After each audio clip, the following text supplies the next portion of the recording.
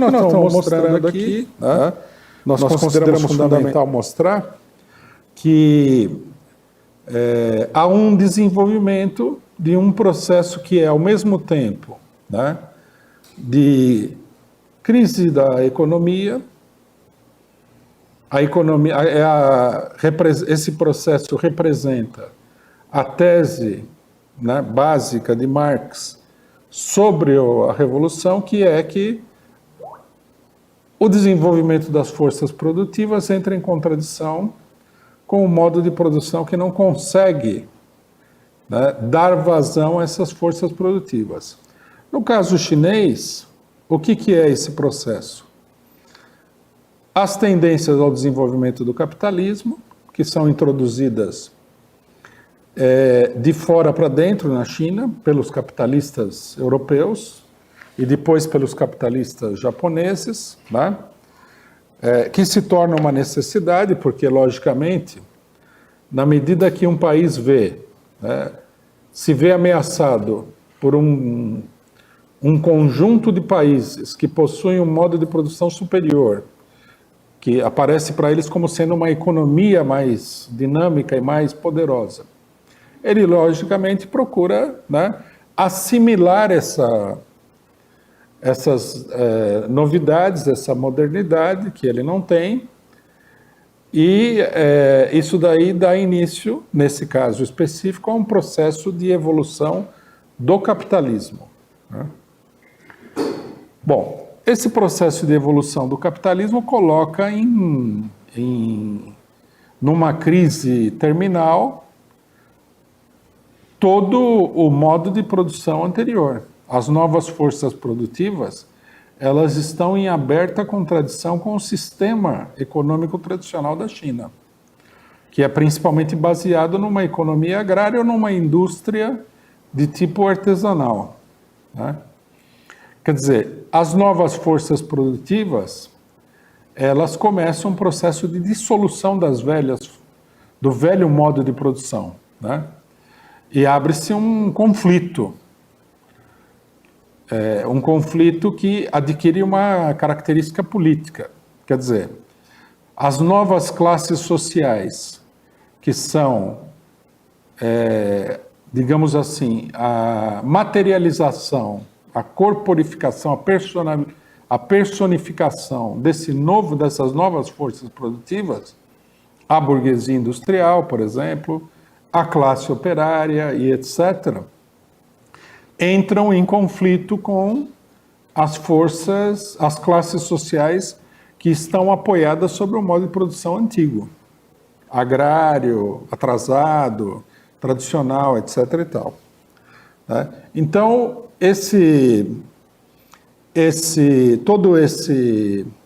essa penetração capitalista inicia um processo que é um processo revolucionário, né? E vai provocar um conjunto de modificações na China. No caso da China, as modificações são imediatas, porque os países estrangeiros começam a colocar suas imposições sobre o governo chinês, sobre a estrutura política chinesa, sobre a economia chinesa, e aí nós já temos, né, um processo de quebra do velho regime político.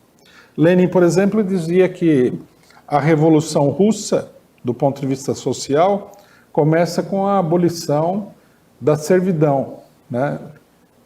Se não me engano, 1860 na Rússia, com o czar Alexandre II. Uma modificação que quebra, começa a desmantelar, né, aquela estrutura antiga. Isso dá lugar a um processo revolucionário que se expressa na parte, digamos assim, superior da sociedade. Ou a organização política, o desenvolvimento de uma consciência política que surge dessas contradições que existem, né, na economia, ou seja, na infraestrutura do país, né, na estrutura geral da sociedade. As mudanças vão se manifestar em conflitos na superestrutura. pela maneira como a sociedade humana funciona efetivamente. Aí nós vemos, né, nós vimos aí ontem e nessa cronologia, que há um processo de organização das forças que combatem esse regime político. Então, a revolta dos Taiping é uma expressão dessas forças, né, que aparecem como forças renovadoras da sociedade, mas no fundo são forças destruidoras que expressam um novo modo de produção que existe dentro do velho modo de produção. Elas querem desmantelar aquela estrutura com a qual elas se chocam como um grande obstáculo ao desenvolvimento. Então, por exemplo, para dar um exemplo bem concreto, você quer criar uma indústria, mas aí você se depara com taxas, burocracia, um monte de problemas que representam, né, os obstáculos que o velho modo de produção opõe ao desenvolvimento dessas forças produtivas. Isso para não falar nas questões de bem maior impacto, como, por exemplo, a questão agrária. Você não poderia ter na China, né, embora a China ela tenha passado desse ponto com a Revolução de 1949, você não poderia ter um verdadeiro desenvolvimento capitalista sem liquidar toda a estrutura arcaica do campo chinês, dos camponeses chineses. Na verdade, essa estrutura é um peso, uma espécie de peso morto, né, que o país carrega e impede que ele se transforme num efetivo país capitalista. Você não tem mão de obra suficiente para o desenvolvimento da indústria, você não cria um mercado interior para consumir os produtos da indústria, você não cria um mercado interior, portanto, você não tem uma base para que o capitalismo possa se apoiar e assim por diante, né? Esse é um problema típico de todos os países atrasados. Então, o processo revolucionário ele vai tendo um crescimento à medida que o desmantelamento das velhas formas, né, das velhas formas de produção se dá, evolui, né? A superestrutura que coordena, organiza, num certo sentido, esse modo de produção, o regime político, a dinastia vai se tornando cada vez mais decadente, né, cada vez mais corrupta, cada vez mais ineficiente, cada vez mais ela aparece como um peso morto que a sociedade tem que carregar e que não cumpre nenhum papel positivo, né? É daí que nós temos as revoltas, né, que explodem, que são um sinal de que o regime está esgotado, e as tentativas internas de fortalecimento. Quando aparece o nacionalismo chinês, né, com Sun Yat-sen, nós já temos um desenvolvimento mais acabado, né? Nós podemos dizer que os movimentos anteriores todos eram movimentos que esboçavam uma tendência nacionalista, mas que não tinham adquirido, né, uma consciência verdadeira daquilo que era necessário fazer. Já o movimento nacionalista, ele aparece assim como uma expressão acabada da ideologia daqueles setores da burguesia e, curiosamente, num certo sentido também, né, das classes mais baixas que querem abrir caminho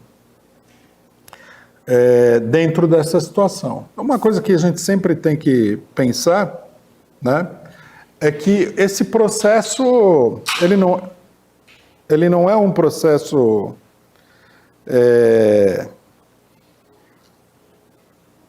digamos assim, que se dá de uma maneira mecânica, né? Ele é um processo que se dá de uma maneira complexa. Por exemplo, em muitos momentos, né, determinados setores intelectuais expressam melhor os interesses do desenvolvimento nacional, que seriam os interesses históricos da burguesia, do que a própria burguesia. Né? Porque eles são um setor intelectual. Isso aí acontece na China. Né? Nós vemos em vários momentos a participação dos intelectuais no processo revolucionário, elaborando, né, ou tentando elaborar um programa para resolver a situação. É parte de todo esse desenvolvimento. De outro lado, nós vemos aí também a importância da participação dos militares. Né? Os militares, primeiro porque os militares são também, num certo sentido, né, dependendo do nível de instrução, de desenvolvimento do país, eles são parte da camada intelectual do país. Porque, mal ou bem, como militar, você tem que receber uma espécie de instrução, né, que seja técnica. Existe toda uma educação para a formação dos oficiais. Então, eles são uma espécie de intelectuais também. Mas eles têm, acima de tudo, a vantagem, né, de ser uma parcela da sociedade que é treinada para a ação, né, para a luta pelo poder, e conta com os instrumentos necessários para essa luta, que são as armas. Né? Então, eles não são, como os outros intelectuais desarmados. Eles podem não ser o setor intelectual mais que tem maior profundidade de pensamento na sociedade. Normalmente não são. Mas são o setor que tem maior capacidade de ação no marco da inexistência de uma mobilização de massas. Normalmente o nacionalismo, ele não pensa em termos de mobilização de massas. Isso vai aparecer depois. Né? Num primeiro momento, o nacionalismo pensa sempre em termos militares. A gente vê que o nacionalismo chinês, né, ele busca tomar o poder através de uma espécie de insurreições que são insurreições militares, uma espécie de golpe de Estado. Eles fazem isso várias vezes até que finalmente, né, uma dessas tentativas insurrecionais, a mais acidental de todas, porque aquelas que haviam sido planejadas foram derrotadas, né, ela acende aí, né, o barril de pólvora de uma sociedade que estava preparada para uma mudança, e acontece a Revolução de 1911. Então, eu acho muito importante, né, queria destacar para vocês, que é preciso ver a Revolução como um processo geral de desenvolvimento. Né? Em todos os países atrasados, a gente vê um processo muito parecido. Nos países desenvolvidos também, apesar de que é um pouco diferente. Né? Por exemplo, se a gente for ver a Revolução Inglesa, a Revolução Francesa, não é exatamente igual à Revolução Chinesa, porque já, né, é uma situação, numa série de circunstâncias, é uma situação distinta.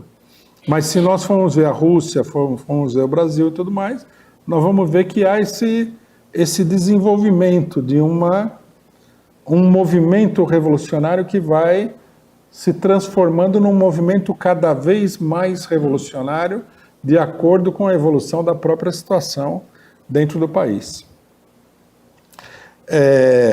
Bom, na etapa que nós vamos ver hoje, nós vamos ver a fase culminante desse desenvolvimento. Né? Se vocês... Aqui uma explicação prévia. Né? Se vocês forem ler qualquer história da China, em geral, esse fato não vai aparecer como um fato determinante, mas é um dos fatos, ou, digamos assim, é um dos fatos mais significativos de toda a evolução, que é o quê? A criação do Partido Comunista Chinês. Né? O Partido Comunista Chinês ele é formado em 1921. Mais ou menos na época do Partido Comunista Brasileiro, que foi formado em 1922. Ele, como se pode ver aqui, tá? Nós vimos aqui a história até 1916. Ele é formado, né, 5 anos depois dessa crise da tentativa de restauração da monarquia. Ele vem, né, na linha de desenvolvimento de todo o processo revolucionário. Cada setor novo da revolução, digamos assim, ou da insubmissão contra o poder estabelecido, ele tem uma consciência maior, né, mais profunda, mais abrangente, de quais são os problemas que estão em pauta, né, naquele processo que eles estão vivendo. Então, por exemplo, logicamente que o nacionalismo, né, do Kuomintang é muito mais consciente de quais são os verdadeiros problemas do que o movimento dos Taiping, onde o líder do movimento achava, né, que ele era o segundo filho de Deus, irmão de Jesus Cristo, né? Na verdade, essa aí praticamente não revela consciência social, política, histórica nenhuma. É mais uma forma muito embaçada, muito nublada, né, de tomar consciência da crise que estava acontecendo. E o surgimento do Partido Comunista, que é a parte fundamental dessa história, é um salto de qualidade extraordinariamente grande, né? Como é que surge o partido? Por que surge o Partido Comunista depois da formação do Partido Nacionalista e tudo mais? Bom, nós temos que identificar aí um conjunto de fatores, né? O mais importante deles, logicamente, é o surgimento da classe operária chinesa. Nesse período, a classe operária chinesa se transforma, né, numa força social consistente. Segundo, logicamente que as interpretações variam, né, porque essas estatísticas são complexas, mas mais ou menos, pelo que a gente vê, dá para dizer que em 1922 a classe operária, o proletariado industrial chinês chegava a 2 milhões de trabalhadores, né? E o proletariado geral, quer dizer, aquele setor que não é concentrado na indústria e tudo mais, ele chegava a 10 milhões de pessoas. Aqui vale a pena uma pequena comparação, né, para nós termos uma ideia do desenvolvimento da classe operária chinesa. Quando acontece a Revolução Russa, a classe operária industrial na Rússia, né, normalmente as estatísticas apontam uma coisa assim, chega a 3 milhões de operários industriais. E acrescente-se a isso, né, o restante do proletariado chegaria a 12 milhões. Quer dizer, seria mais ou menos equivalente ao chinês, com a diferença de que a população chinesa era muito maior do que a população russa. Se a população russa da época da Revolução era coisa de 120 milhões de pessoas, a da China já estava perto de 400 milhões de pessoas. Então, quer dizer, a classe operária chinesa, né, ela era ainda menor que a classe operária russa, no momento em que a classe operária chinesa vai realizar, né, a sua primeira tentativa revolucionária, que é de 1925, no momento que ela forma o Partido Comunista Chinês. Uma coisa interessante é que a gente vê, né, uma coisa que é característica dos países atrasados, é que os países atrasados, eles tendem a saltar determinadas etapas. Nos países desenvolvidos,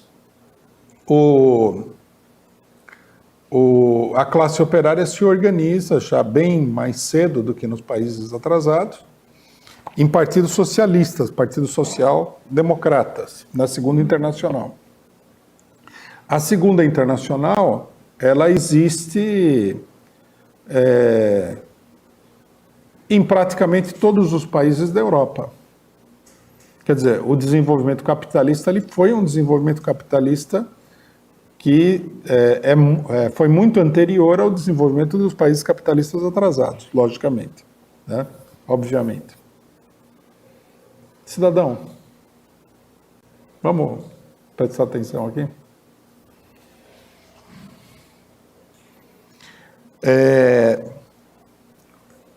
Outra coisa, o Partido Comunista Chinês ele já surge praticamente, aparentemente, né, à primeira vista, como Partido Comunista. Quando ele surge, né, em 1921, nós já temos a Revolução Russa, a Terceira Internacional, quer dizer, ele já passa por todas as etapas de desenvolvimento do movimento que deu lugar à Terceira Internacional, né, em 1918. Mas ele também, né, isso daí é muito importante, ao mesmo tempo, ele é um resultado da evolução, né, da revolução na própria China. Isso é uma coisa que muita gente confunde. Muita gente acha assim, com frequência a gente vê como é que chama? Em histórias do movimento operário brasileiro, por exemplo, que o Partido Comunista Brasileiro foi formado a partir da influência direta da Revolução Russa. Não é assim. O Partido Comunista Brasileiro tem uma longa história, né, que se expressa principalmente pelo desenvolvimento do movimento operário sob lideranças anarquistas, que é um processo também complexo.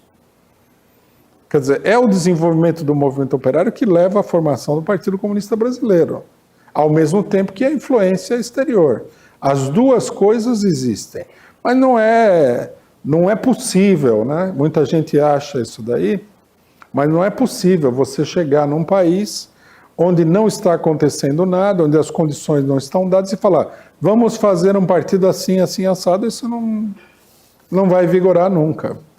Né? A proposta de criação de um partido, seja ele nacionalista, seja ele um partido comunista, seja até um partido de extrema-direita, depende das condições que aquele país vive para que exista aquele partido, que no final das contas é a representação de uma determinada evolução de uma determinada classe social, senão ele não existiria.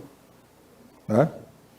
Bom, a formação do Partido Comunista Chinês, logicamente, ela é o momento culminante desse processo revolucionário, né, do ponto de vista do desenvolvimento da organização do processo revolucionário. Tanto é assim, né, é fácil de demonstrar, que coisa de 30 e poucos anos depois, o Partido Comunista Chinês, tudo bem que ele vai sofrer uma série de modificações, ele vai chegar ao poder na China. Ele vai ser, na realidade, o único partido que vai conseguir, de fato, né, atacar as estruturas arcaicas que existiam na China.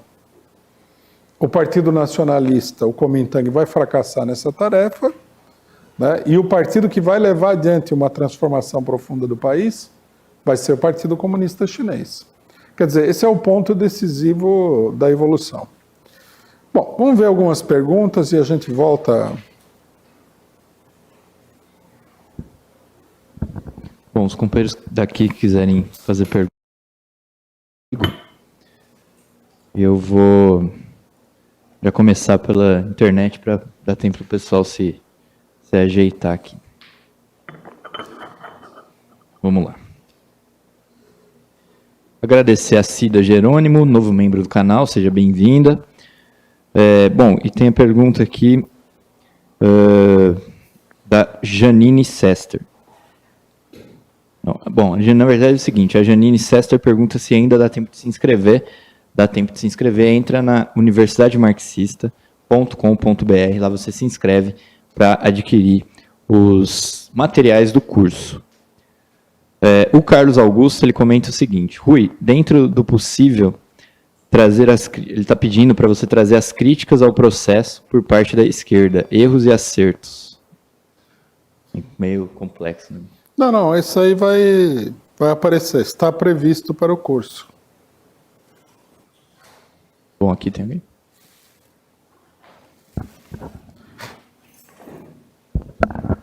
Rui, você falou dessa questão aí da classe operária chinesa, né?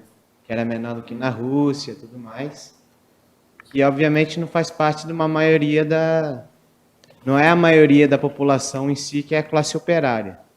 Queria que você explicasse como é que ocorre esse processo da classe operária trazer atrás dela todos os outros setores da população para fazer a revolução. Eu vou explicar, essa vai ser a explicação que eu vou fazer depois dessas perguntas aqui.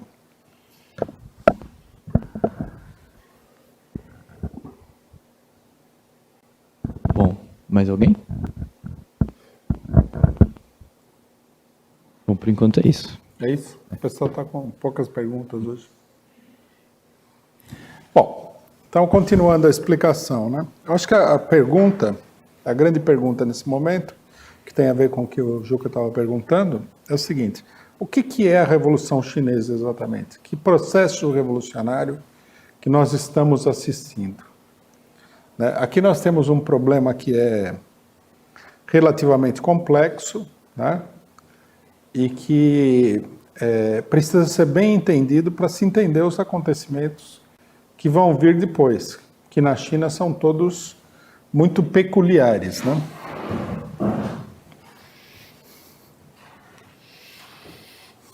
A Revolução Chinesa, ela é fundamentalmente o processo revolucionário que nós descrevemos até aqui, ele é fundamentalmente um processo de revolução burguesa.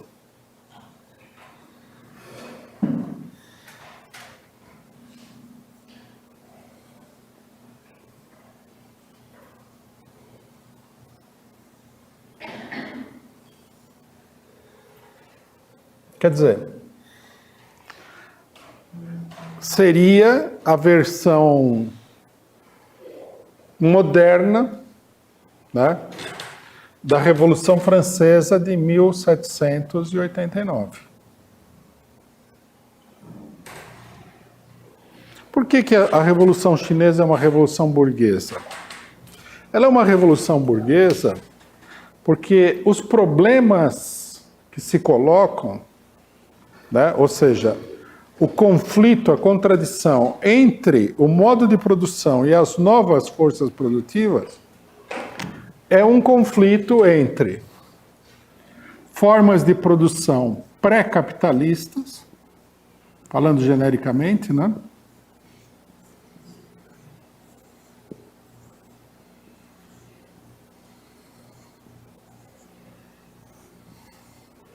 E o desenvolvimento do capitalismo.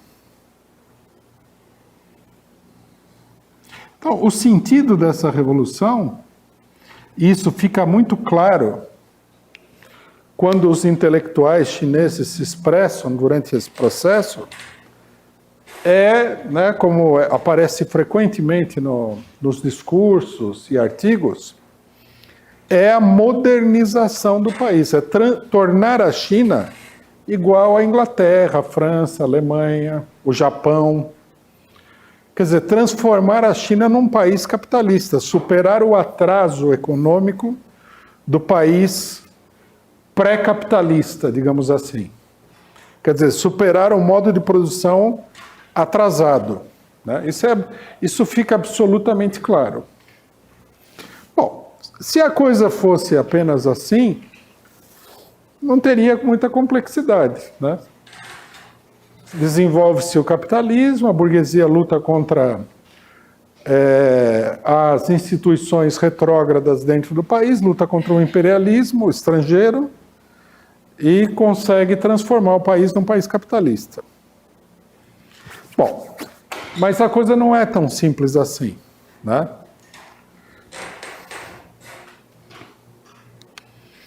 Acontece que essa expressão moderna da Revolução de 1789, ela é também uma versão anacrônica. É uma espécie de anacronismo histórico. A Revolução Burguesa, a revolução que aconteceu nos principais países capitalistas, ela termina com a unificação alemã de 1871. É o último grito, digamos assim, da Revolução Burguesa. Depois disso daí nós vamos ver um caso que é muito peculiar, que é o caso do Japão, que se dá fora da Europa. Então, quer dizer, o processo da Revolução Burguesa, ele já tinha acabado. Né? Então, a Revolução Burguesa na China, no Brasil, na Rússia, em todos esses países, ela aparece como fora de época, anacrônica. Né? E o que é que demonstra que ela é fora de época? Porque, a princípio, né, por que a China não poderia percorrer todas as etapas que levaram a burguesia ao poder na Inglaterra, na França, na Alemanha, na Itália, na Espanha, papapá? Por que não poderia percorrer esse processo? Por que não poderia reproduzir todas essas etapas? Porque, logicamente, que, né, falando uma coisa óbvia, mas eu vou explicar, o mundo mudou de 1789 para 1900 e pouco. As condições do capitalismo haviam mudado substancialmente. A primeira delas é o seguinte: quando, na Revolução de 1789, a classe operária mundial era ainda completamente imatura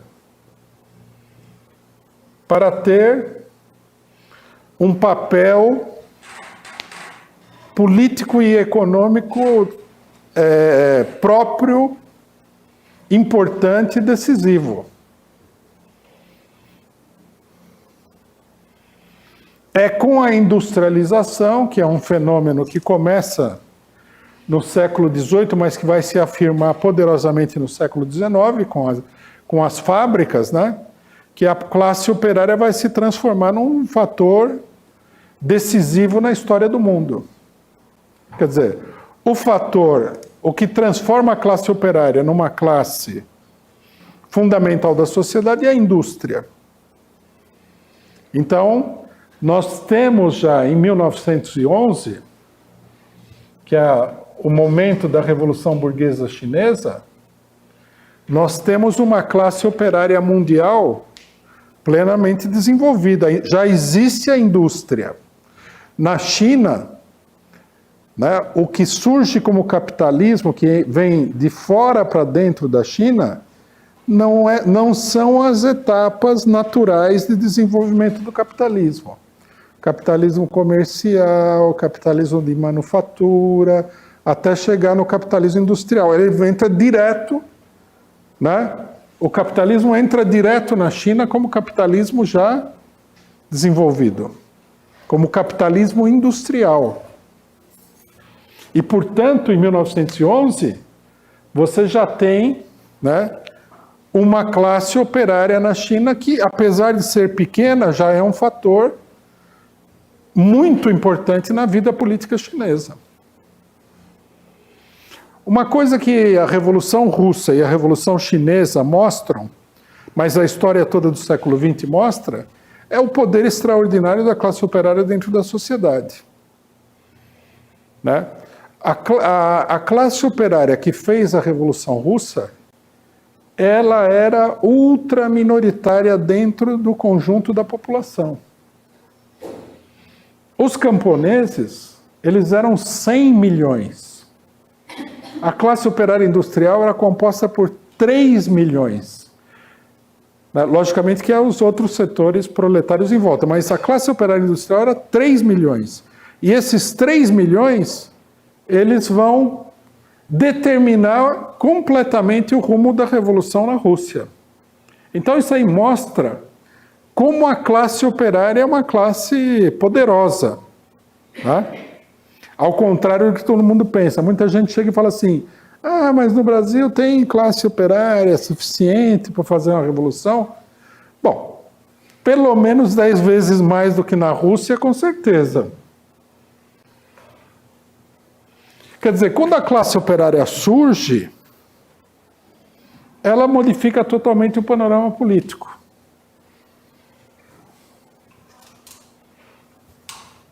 Inclusive, né, nós temos que lembrar aqui, esse fator da classe operária, que ele já havia sido, esse fator já havia sido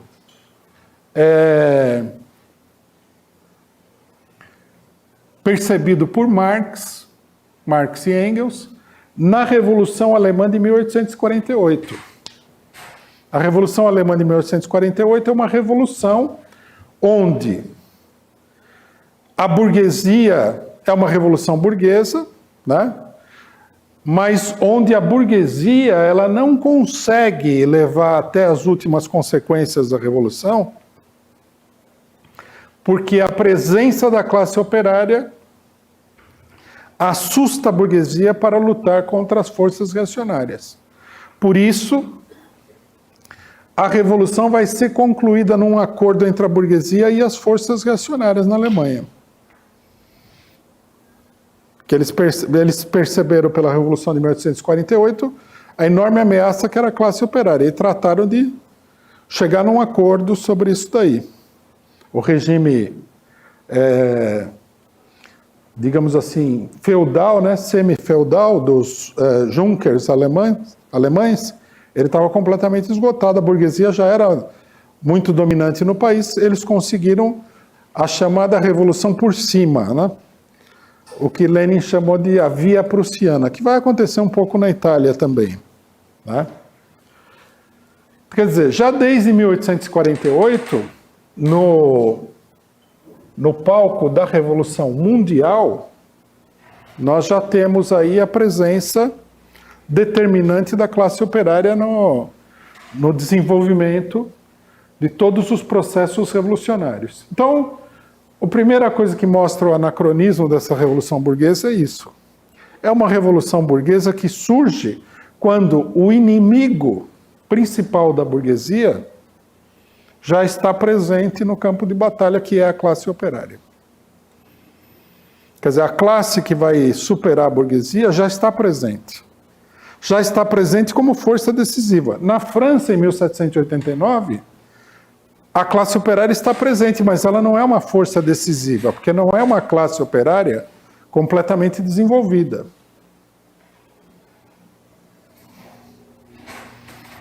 Então a Revolução Burguesa, ela se ressente desse problema. A burguesia, que tem medo da classe operária, que é um inimigo principal em relação às forças reacionárias, inclusive. Porque as forças reacionárias são um obstáculo para o desenvolvimento do capitalismo. Mas a classe operária é o coveiro do capitalismo. Então, se você tem um obstáculo, né, e um outro que quer acabar com a sua vida, logicamente que o obstáculo é muito mais amigável, né, do que a pessoa que quer acabar com você. A classe operária quer acabar com a burguesia, e o outro não. O outro é um velho, né, carcomido lá que não consegue nem ficar de pé, que são as forças reacionárias. A burguesia fala, sei lá, nós damos um jeito aqui, né? Nos entendemos com esses aqui, mas não vamos dar corda para a classe operária, porque se a gente der corda, quem vai ser enforcado nesse processo vamos ser nós mesmos, né? Esse é um primeiro fator. Por isso que a burguesia, em geral, ela é reacionária. Ela tem medo da classe operária. Em todos os países isso é um fenômeno mundial. Não há como voltar a roda da história atrás, na época em que a burguesia poderia ser, né, revolucionária com uma certa tranquilidade, porque não tinha a classe operária no seu calcanhar. O segundo fator, o que é? O imperialismo.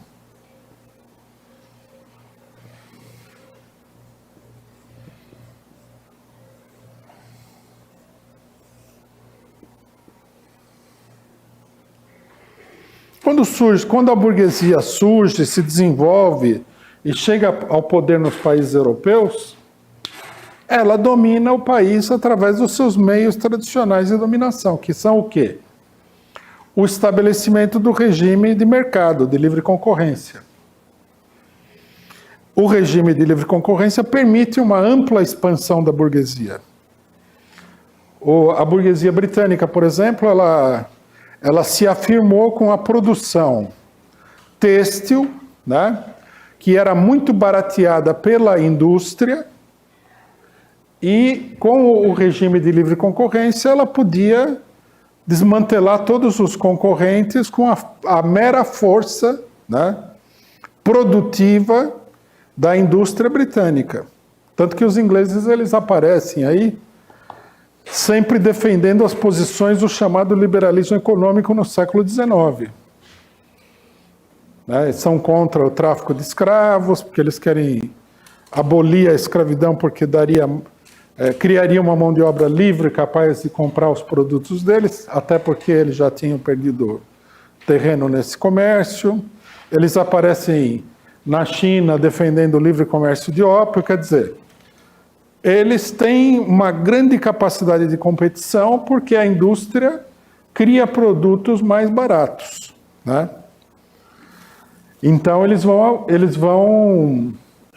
o capitalismo, ele tem um campo, ele tem liberdade, ele tem espaço para se desenvolver plenamente. Só que quando a burguesia chinesa vai começar a sua era de livre desenvolvimento, ela tem que se defrontar com uma burguesia que domina o mercado mundial e que vai se transformar rapidamente numa burguesia monopolista. E a burguesia monopolista ela é antagônica com a ideia do livre comércio.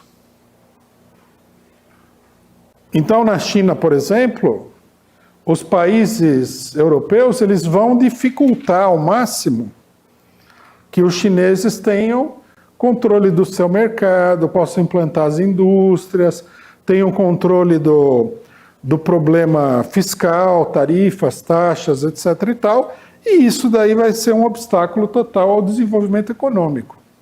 Quando a diferença que existe entre o capitalismo de livre concorrência e o capitalismo imperialista para um país atrasado é o que a gente sempre viu no Brasil. O capitalismo de livre concorrência vem lá e vende um produto, né?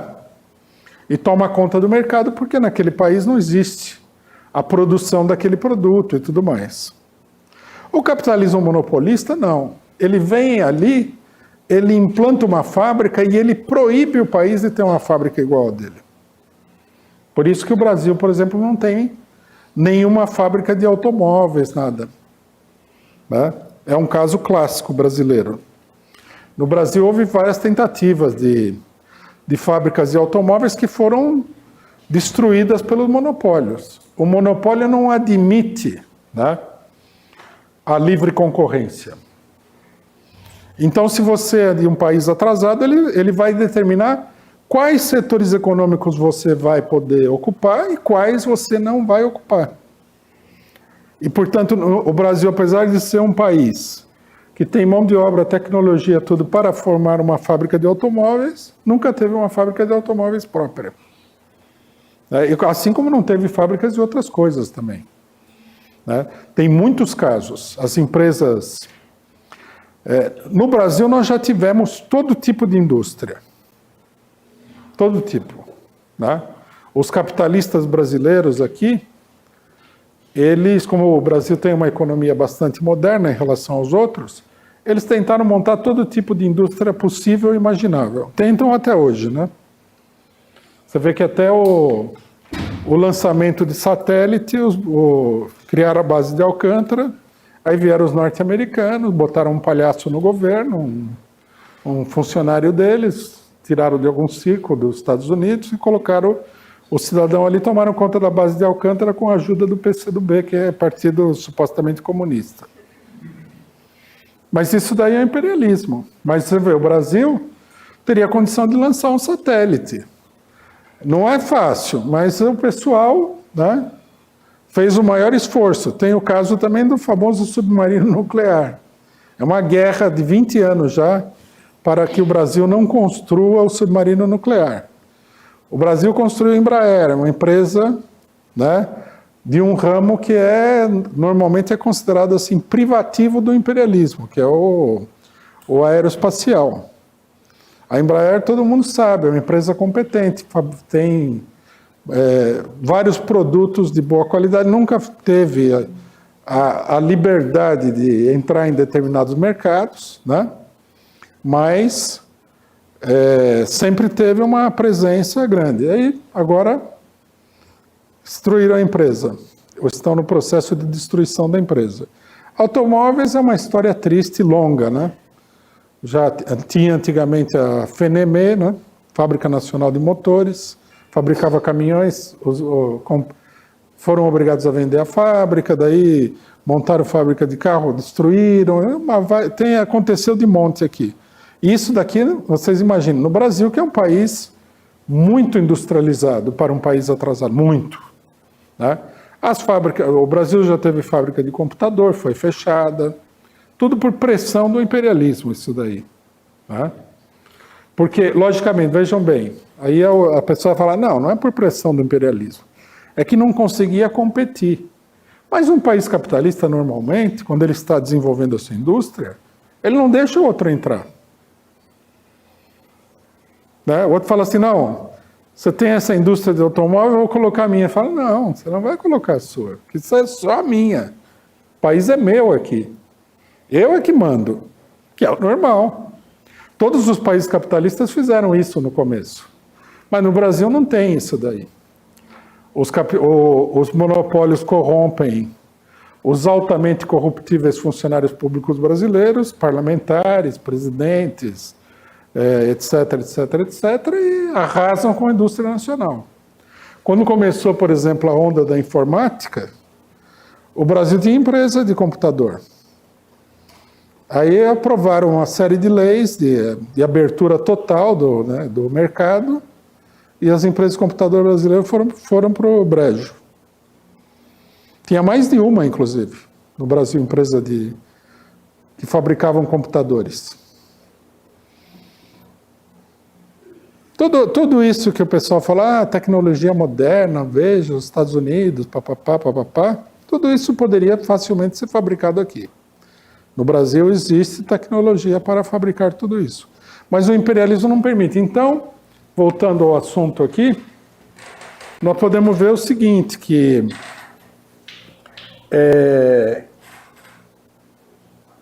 a revolução burguesa é inviável.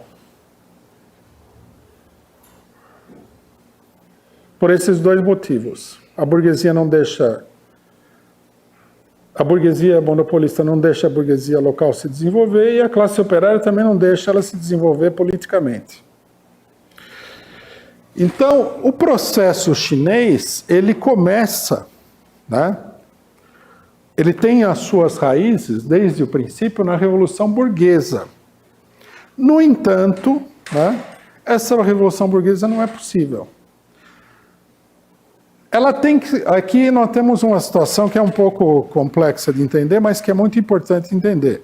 Ela tem que ser realizada, não dá para você simplesmente pular, né, os problemas que estão colocados para a burguesia de um país atrasado. A questão agrária, a unificação nacional, a criação de um governo e de um regime político que seja capaz de comportar o conjunto das forças sociais. Não há como evitar isso daí. Se você na China, ou no Brasil, ou em qualquer país, chegasse e falasse assim, não, vamos ignorar tudo isso, você estaria condenando o país ao atraso mais completo. Essas tarefas têm que ser realizadas. Então, aparentemente, aqui haveria um paradoxo, que é o seguinte. A burguesia não é capaz de realizar a Revolução Burguesa, mas a Revolução Burguesa tem que ser realizada de qualquer maneira. Quem vai realizar? A resposta é relativamente simples. É a classe operária. Né? Esse foi um problema que se colocou para os russos num dado momento. Quando está para acontecer a Revolução de 1905, abre-se um debate sobre a Revolução Burguesa. Uma parte do Partido Socialista Russo fala, se a revolução é burguesa, a burguesia tem que fazer a revolução. E Lenin fala, a revolução é burguesa, mas a burguesia não tem condições de fazer a revolução. E ele menciona isso aqui, que Marx já havia dito. Né? Ele chega e fala, vejam a experiência de 1848, na Alemanha. Por que a burguesia russa, muito menos desenvolvida, vai ser mais capaz do que a burguesia alemã de 1848? Então ele diz o seguinte: é a classe operária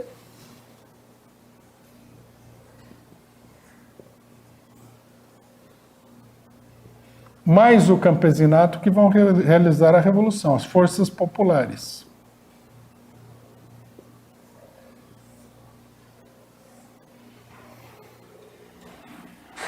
A única coisa que alguém fez uma pergunta dessa, acho que ontem, né, sobre a relação da revolução da classe operária, a posição do Lenin sobre a... Não foi ontem, foi antes. A posição do Lenin sobre a revolução burguesa, a posição do Lenin sobre a revolução burguesa era essa: a classe operária e o campesinato vão realizar a revolução burguesa.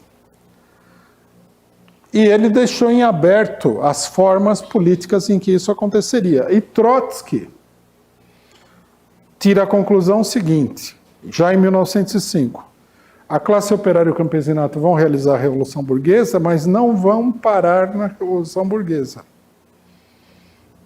Eles vão avançar para a ditadura da classe operária e o socialismo. Né? Então, o problema da China é esse daí. Quando a classe operária, até o aparecimento da classe operária, a revolução está num impasse total. A burguesia faz a sua tentativa em 1911 e fracassa miseravelmente. Nós vimos ontem o acordo com as forças reacionárias, tudo, que leva praticamente à restauração da monarquia. Quer dizer, a burguesia não se mostra capaz de levar a revolução até o fim. Aí o surgimento da classe operária é o novo fator, que é o fator que vai definir, né, o processo da revolução burguesa na China. Né? Então, esse é a noção de conjunto do problema da revolução burguesa. É esse processo político que está em desenvolvimento na China quando surge o Partido Comunista em 1921. Bom, vamos ver perguntas? Bom, nós temos aqui pergunta do Paulo Henrique Cavalcante Peixoto. Em 1917, a China declara guerra à Alemanha na esperança de contar com a colaboração das potências imperialistas no período pós-guerra para que renunciassem às suas esferas de influências no país. Um comentário, na verdade. Como é que é? Em 1917, a China declara guerra à Alemanha na esperança de contar com a colaboração das potências imperialistas no período pós-guerra para que renunciassem às suas esferas de influências no país. Tá certo. Agradecer ao superchat da Carolina Silva também. E tem mais outra pergunta do Marcos Cruxem. Por que acontecem esses fenômenos anacrônicos? Tem mais casos aqui assim? Ele está dizendo da Revolução Burguesa. Então, essa aqui é uma pergunta muito interessante, né?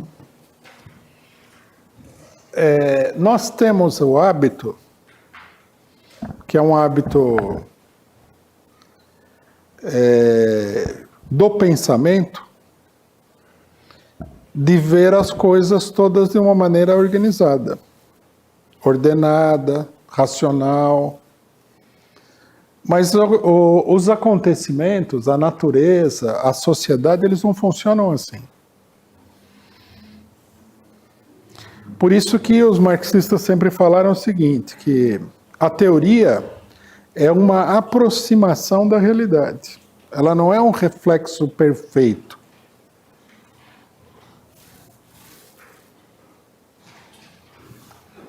Na realidade, o mundo social, bem como o mundo físico, o mundo social particularmente, ele funciona através da desigualdade do desenvolvimento. O desenvolvimento não é homogêneo, em geral.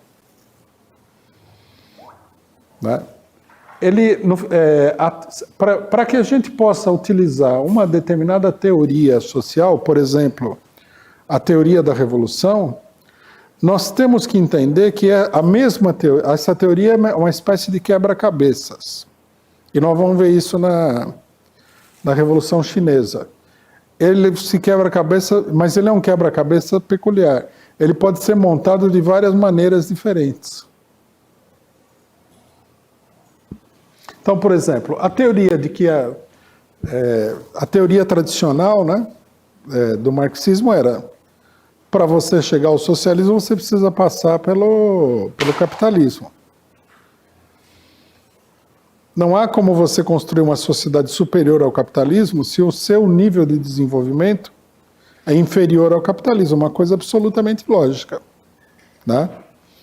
Bom, dessa conclusão lógica, nós temos uma tendência a pensar o seguinte: então nós vamos ter a Revolução Burguesa, o capitalismo vai se desenvolver, aí a classe operária e aí o socialismo. A gente coloca numa determinada ordem.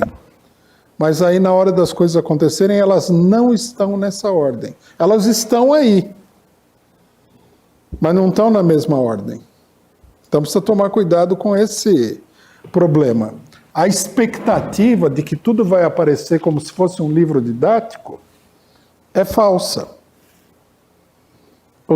Primeiro porque no mundo social as coisas não se repetem de maneira idêntica nunca. Há sempre uma evolução. Tudo está em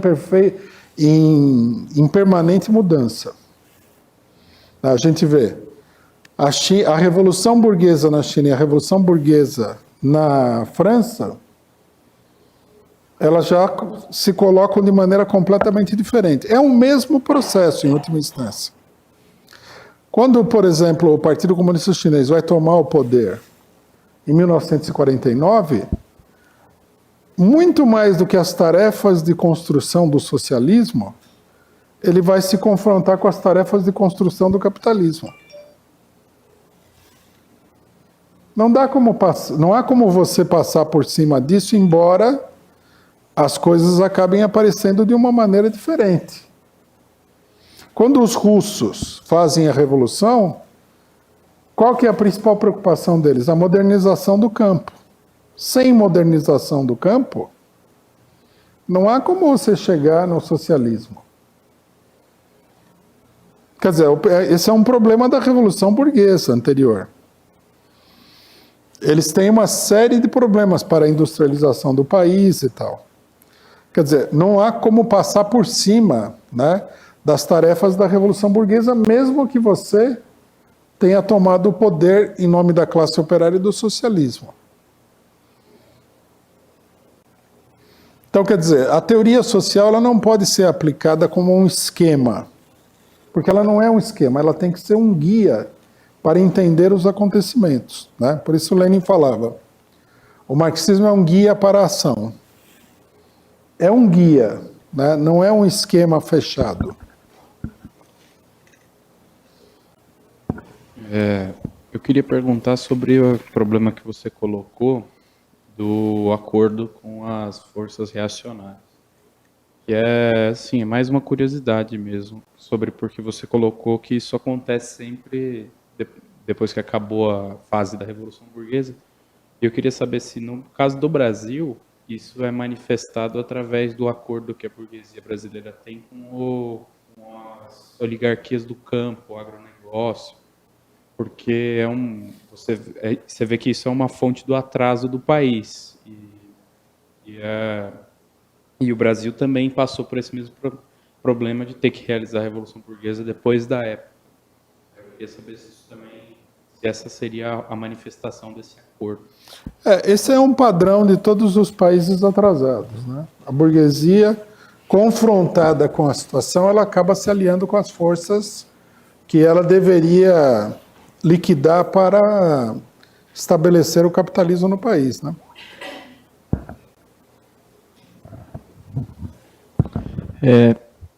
Queria perguntar, justamente nessa questão do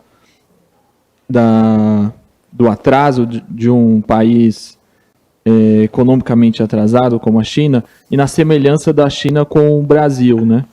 Porque começo do século XX, né, eu acredito que existiam algumas semelhanças entre China e Brasil, né, por serem países majoritariamente agrários, e penso inclusive também na semelhança das datas da criação dos partidos comunistas, né, brasileiro e chinês.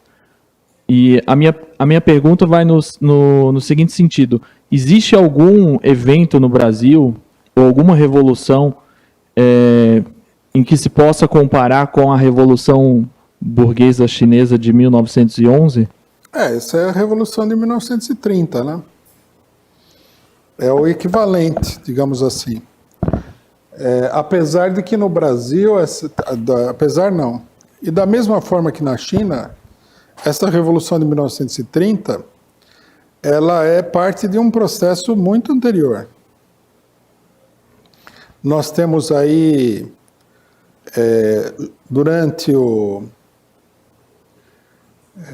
nós temos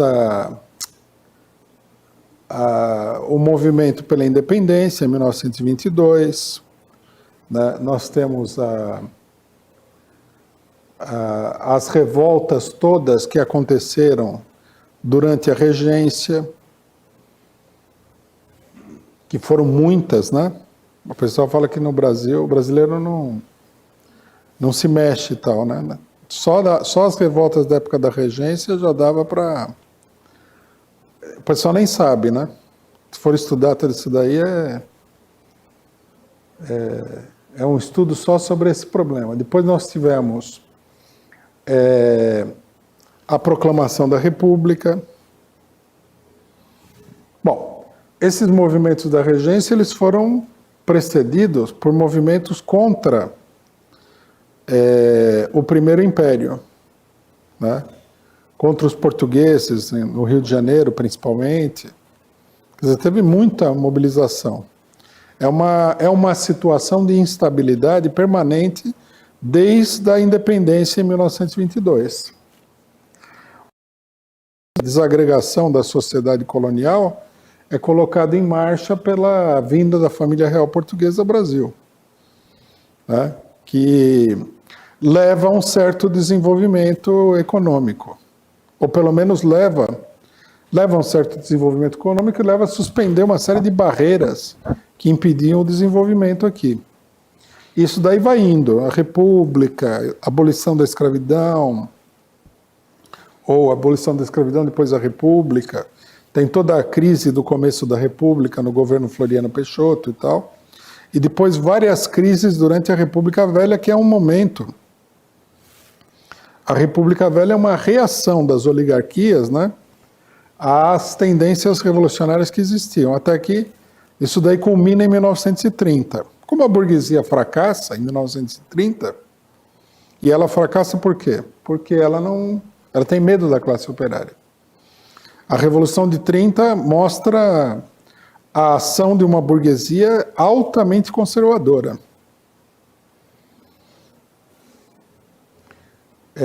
As crises continuam se sucedendo até hoje, nós estamos no mesmo processo político.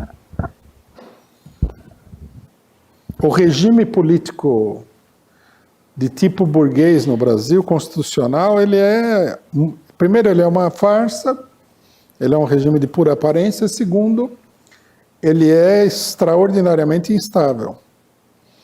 Você tem mais crises do que períodos de estabilidade. Dá a impressão, né, porque é a ideologia da burguesia brasileira, ela quer que as pessoas tenham esse pensamento, de que você tem uma calmaria total. Na verdade, você não tem quase nada de calmaria. É crise em cima de crise, em cima de crise. Bom, Rui, antes eu queria, acho que, fazer um elogio. Você tinha destacado que todos os cursos do PCO têm um objetivo político, e eu acho que a explicação que você tem dado em relação à Revolução Chinesa deixa muito claro entender não só a Revolução Chinesa, mas como todas as outras revoluções e o momento que a gente está vivendo. E aí minha pergunta é mais direta sobre quais eram as reivindicações da classe operária e do campesinato em 1911, as principais reivindicações. Não, em 1911, a participação da classe operária é pequena. A classe operária vai começar a se organizar depois. Nós vamos ver isso daqui na sequência da explicação. Nem tinha partido comunista em 1911. É em 21, 10 anos depois. Deixa eu ver se tem mais alguma coisa na internet.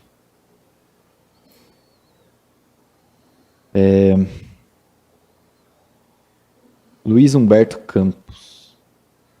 Dentro de um pulo de um sistema pré-capitalista para o socialismo, como é possível desenvolver as forças produtivas? Como esse problema foi lidado pela Revolução Russa e Chinesa? Não.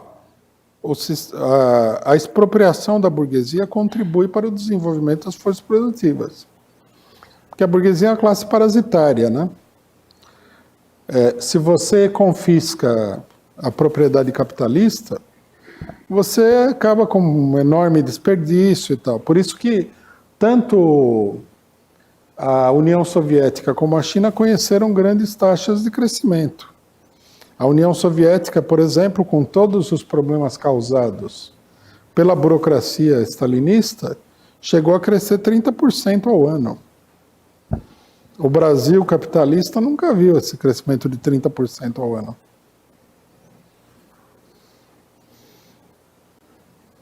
O problema não é esse, o problema é que o imperialismo continua existindo, o país é atrasado, o país precisaria de um certo, de vários elementos que ele não dispõe para o desenvolvimento, precisaria ter uma cooperação econômica com outros países, e o imperialismo impede isso daí. Por isso também que a teoria da construção do socialismo num só país seja uma teoria não apenas utópica, como também profundamente reacionária.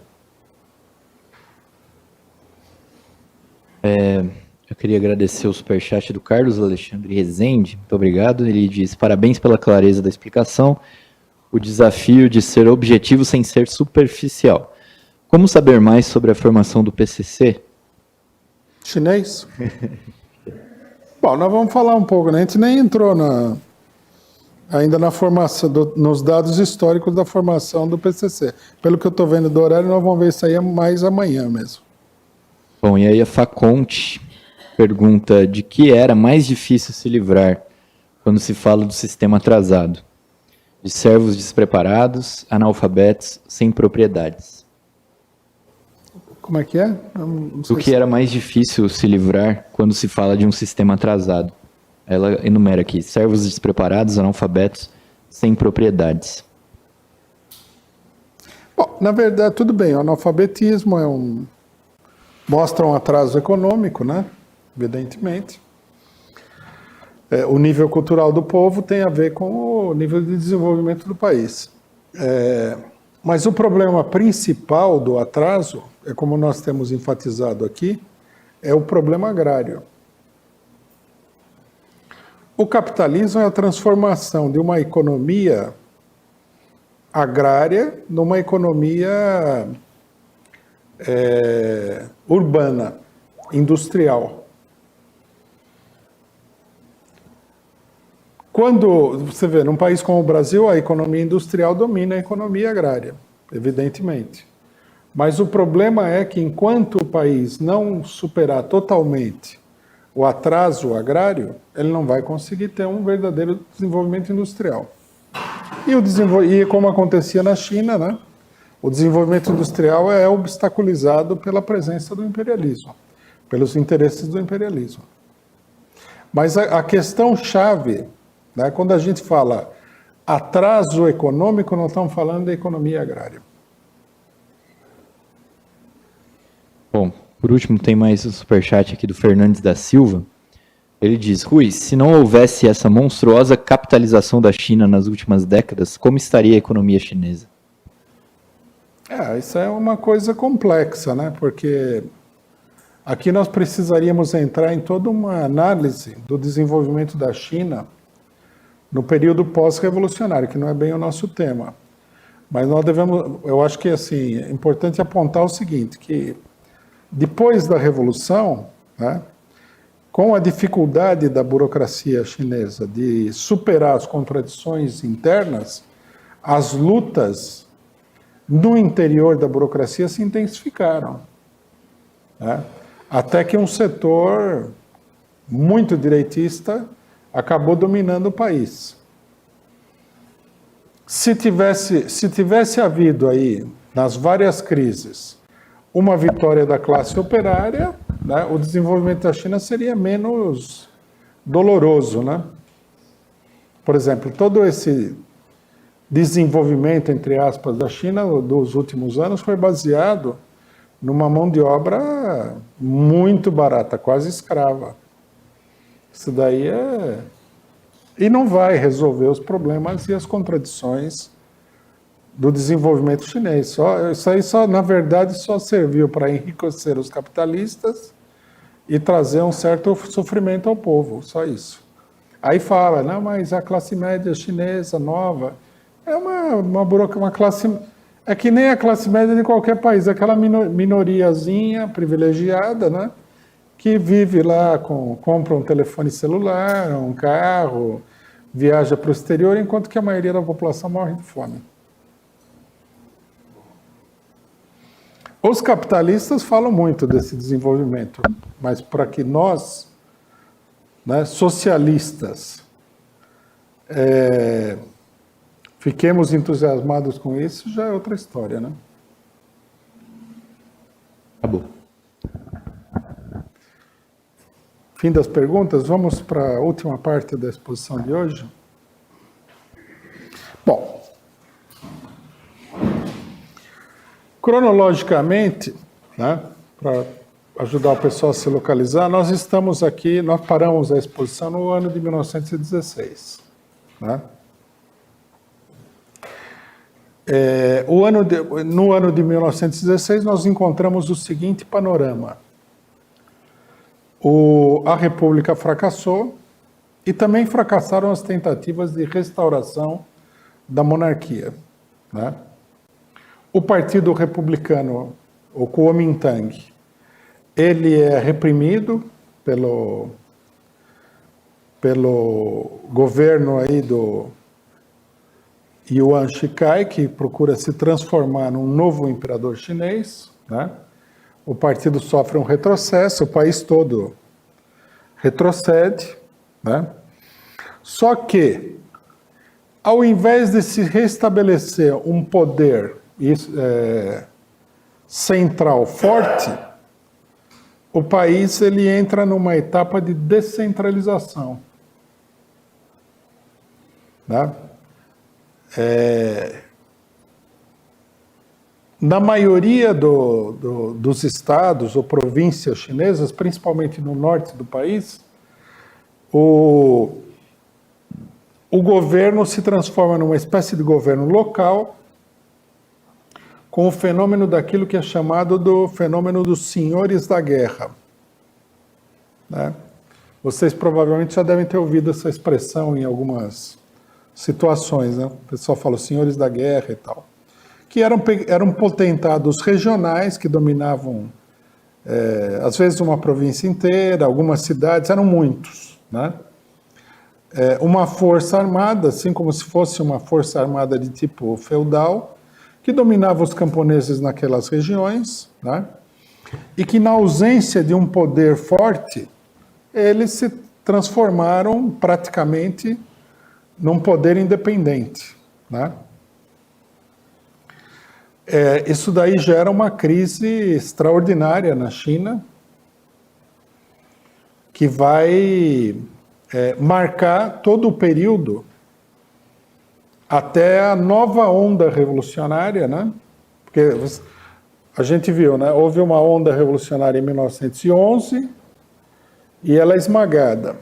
Isso aí leva a um retrocesso muito grande. A nova onda revolucionária ela vai acontecer 14 anos depois, em 1925.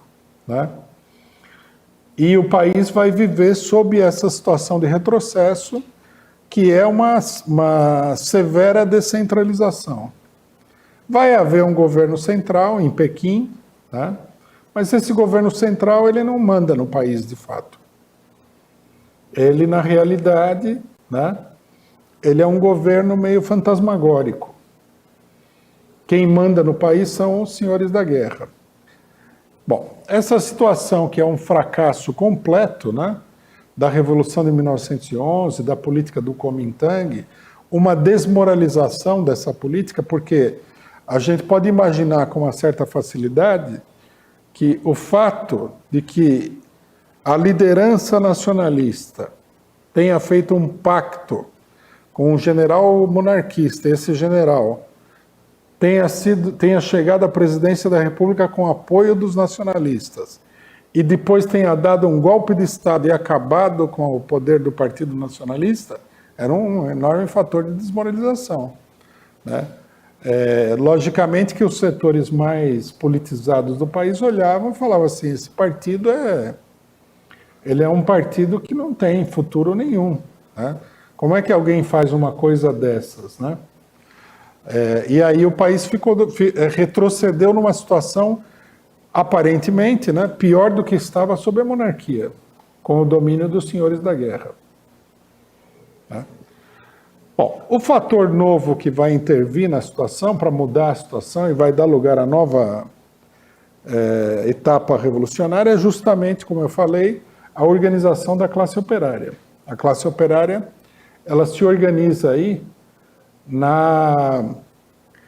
nas principais cidades, que são cidades onde, né, não coincidentemente, onde os estrangeiros haviam se estabelecido, já eram cidades com potencial comercial antigo.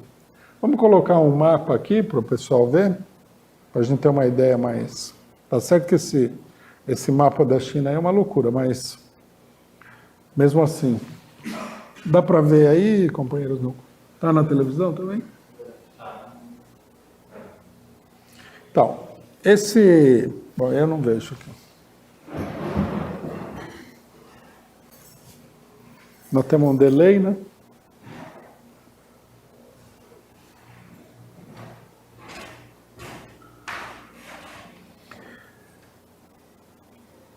As cidades industriais da China, né?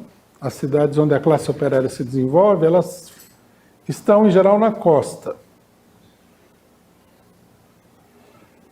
Aqui, a maior cidade industrial chinesa, desde aquela época, é a cidade de Xangai, que aparece aqui. Uma parte dessa cidade é dominada pelos capitalistas estrangeiros. Aqui se desenvolve uma indústria dominada pelo capital estrangeiro e uma indústria também dominada pelo capital chinês, né? É uma cidade que teria aí, naquele momento, sei lá, coisa de 600 mil operários industriais. Bastante grande para a situação. Aí nós temos aqui, né, a cidade de Hong Kong, dominada pelos ingleses também, é uma grande cidade industrial. Aqui nós temos, né, aqui onde fala Guangzhou, se não me engano, é a cidade de Cantão, que também é outra importante cidade industrial. Quer dizer, nessas cidades industriais, a classe operária se torna cada vez mais poderosa. São essas e, logicamente, mais algumas cidades aqui, né? Essas não são as únicas, essas são as maiores. Então, a classe operária se transforma num fator e dá para perceber aqui, né? Aqui, vocês não devem estar vendo muito bem, mas aqui tem uma linha que é o rio Yangtze. Tem um mapa aí que mostra esse rio, que é uma coisa importante, né? Nós temos um mapa do rio.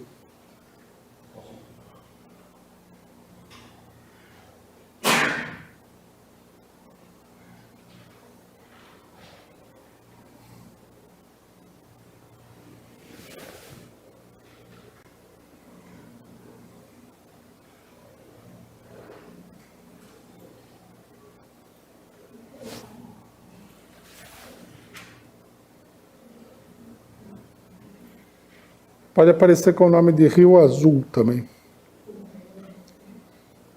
Ah. Esse é o rio? A área em amarelo. Bom, tá meio estranho, mas enfim. Esse rio aqui, a China, uma explicaçãozinha geográfica, né? A China tem 2 rios importantes que são o berço da civilização chinesa, da civilização agrária chinesa. É o Rio Amarelo, né? É conhecido como Rio Amarelo. Eu já vi pessoas falando que a tradução correta do chinês seria o Rio Dourado. Tem foto aí desse rio, não tem? Põe uma foto. A gente vai ver que o Rio Amarelo, ele é amarelo mesmo. Né? É uma coisa... O chinês, nesse sentido, ele é mais...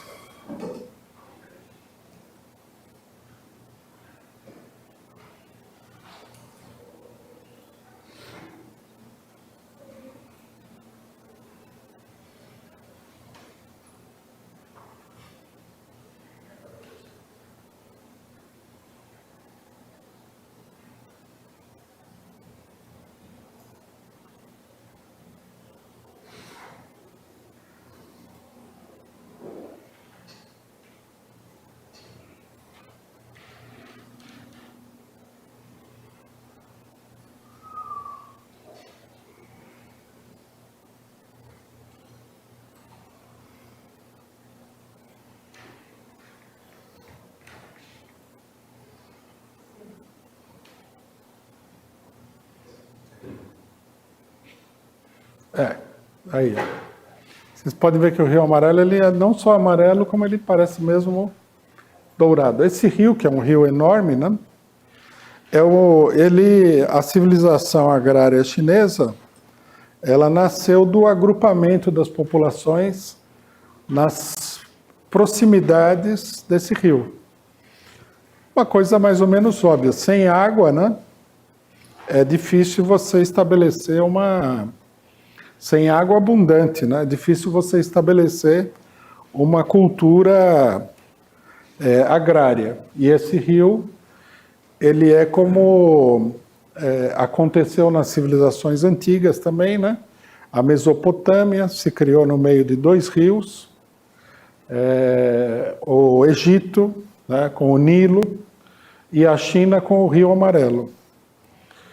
O segundo rio mais importante da China é o Rio Azul, o Yangtze.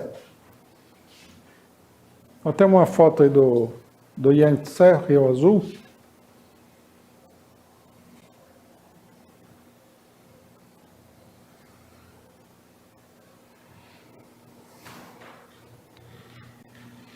Quando a gente fala da importância desses rios, nós estamos, logicamente, obviamente, diante de uma civilização agrícola, né? Para o desenvolvimento de uma ampla civilização agrícola, você precisa de uma quantidade abundante de água para irrigação e tudo. O Rio Azul também ele é bem azul mesmo, diferente do Rio Amarelo, que é amarelo.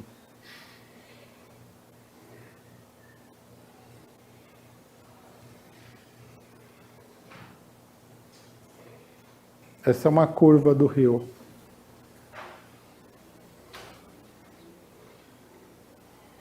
Esses rios eles ficam assim, um perto do outro, né? E o Rio Azul, o Yangtze, ele demarca a parte mais desenvolvida da China, que na época, né? Imagino que até hoje, que seria o sul da China. O norte da China, onde fica Pequim, já seria uma região menos desenvolvida.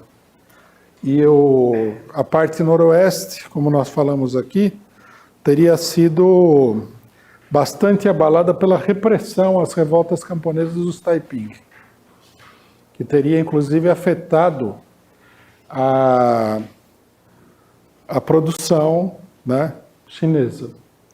Então, a classe operária ela se forma nessa região que fica abaixo do Rio Azul. E ela vai começar a se manifestar aí. são as cidades, né, do sul da China, de um modo geral, que expressam as novas correntes ideológicas de pensamento e tudo mais. É ali que foi ali a base, né, do Kuomintang, né, nessas cidades aí. Nunca foi Pequim a base do Kuomintang. Uma coisa para mostrar a importância, né, dessa questão geográfica, a gente deve assinalar o seguinte, que quando o Kuomintang cede a presidência, né, ao general Yuan Shikai, eles exigem que o cidadão mude a capital para Nanquim. Não fique em Pequim, porque Pequim é uma cidade isolada, né? E provavelmente era a capital também por isso, por ser uma cidade mais isolada dos centros efetivos, dos centros sociais efetivos da China. E, logicamente, que o general se nega a fazer isso daí, porque ele sabia que em Nanquim, em Cantão, em Xangai, ele ficaria submetido a uma enorme pressão de uma população mais moderna. Ali ele ficava no isolamento, numa região mais agrária e tudo mais. Então, a classe operária vai surgir nessas cidades, né? É uma classe operária altamente concentrada, como é comum nos países atrasados. A gente vê o caso brasileiro, que a classe operária se concentrou no Sudeste, particularmente na cidade de São Paulo. É uma característica do desenvolvimento capitalista atrasado. Você tem, na verdade, um conjunto de ilhas de desenvolvimento capitalista, né, principalmente no começo, nesses países, no meio de um mar de atraso agrário. Bom, a classe operária começa a adquirir, né, um movimento próprio, se organizar em sindicatos nessas cidades e começa a se transformar num fator político decisivo. Evidentemente que nessas cidades, nas regiões mais próximas, e de um modo geral no sul da China, de conjunto, a esquerda vai adquirir um papel muito mais importante.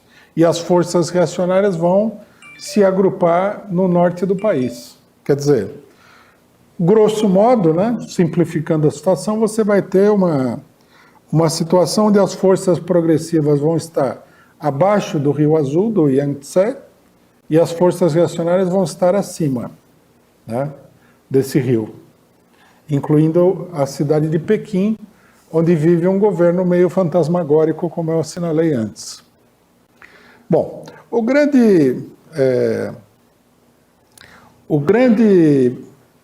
grande virada na situação, né, para essa nova etapa política é o ano de 1919. Né? 1919, a gente já deve prestar atenção na data, né? São 2 anos depois da Revolução Russa, que teve um impacto muito grande na China e despertou aí todo um setor da juventude, criam-se movimentos de juventude, né? Existe um movimento que é chamado Nova Juventude. Esses setores acabam se agrupando numa universidade, eu não me lembro agora qual é a cidade, mas depois eu vejo isso, onde o reitor é escolhido como reitor um intelectual progressista que chama vários outros intelectuais, já não diria nem progressista, mas já de características revolucionárias, para serem professores naquela universidade. Aí é nesse momento que vai aparecer a figura de uma das pessoas mais importantes para a fundação do Partido Comunista, que é o intelectual, que era um intelectual da casta superior, chamado Shen Duxiu. É mais um nome chinês aqui para a gente se confundir, né?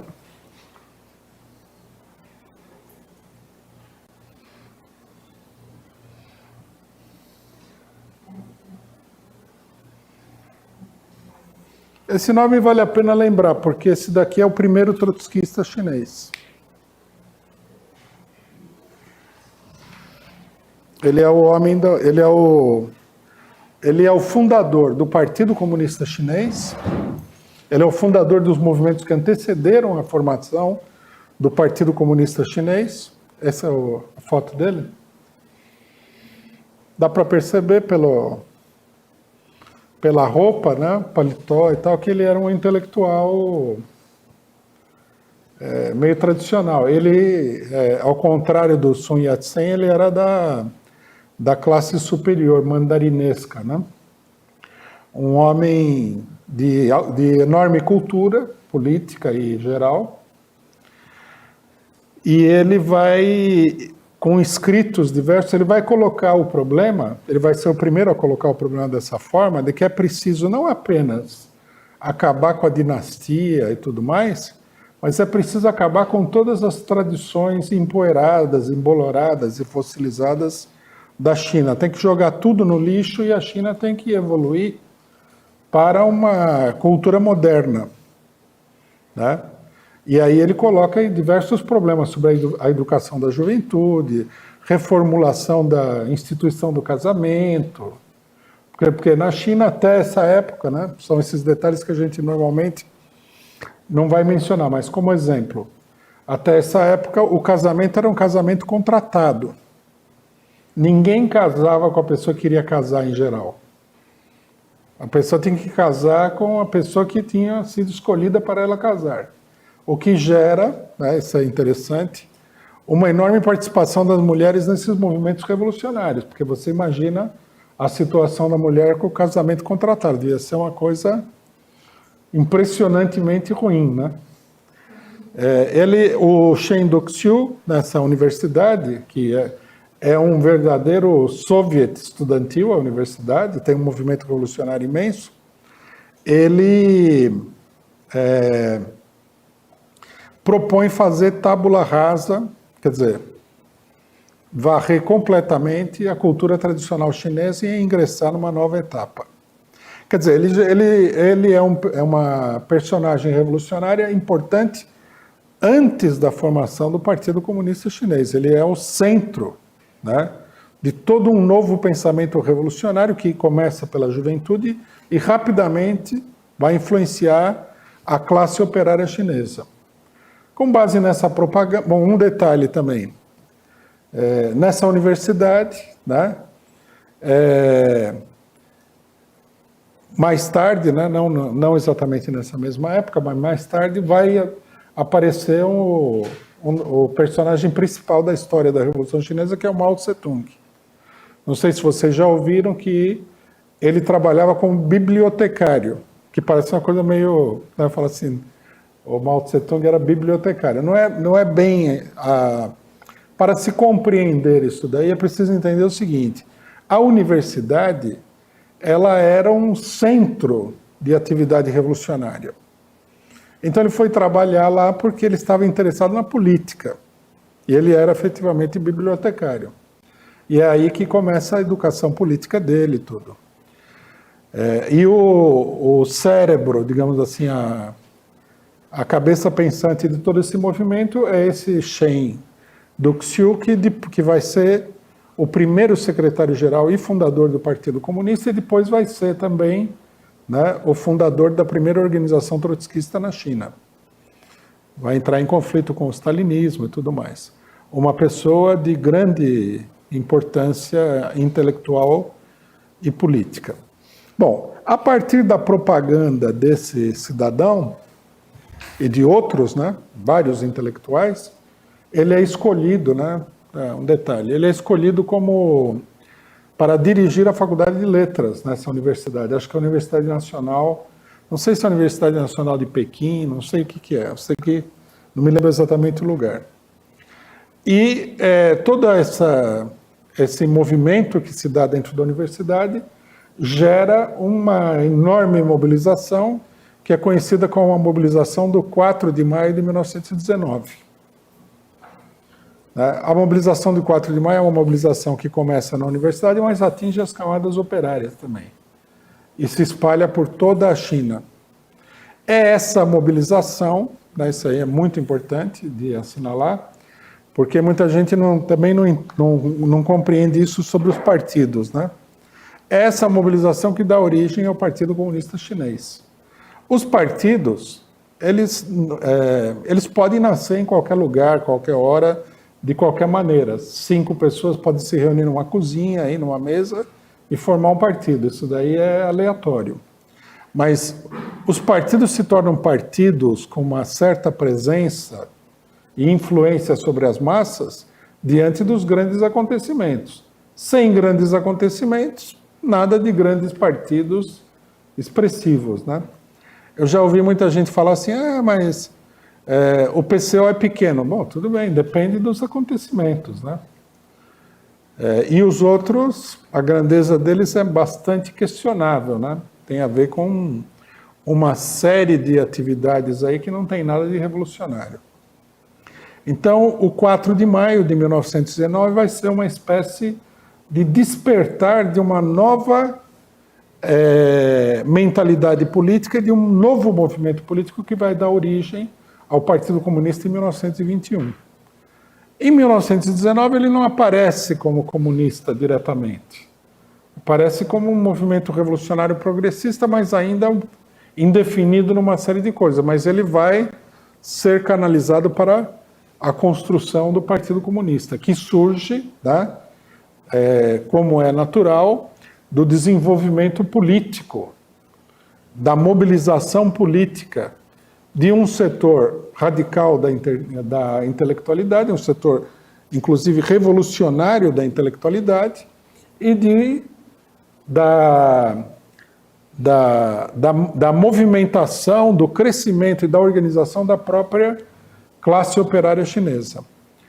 O Partido Comunista, ele é criado em 1921 e logo na sequência, nós vamos ver amanhã, né, porque nós já estamos no final aqui, os acontecimentos, a classe operária e todo esse movimento vai se transformar numa verdadeira revolução, que seria a segunda revolução chinesa, que explode em 1925. Bom, vamos ver as perguntas e...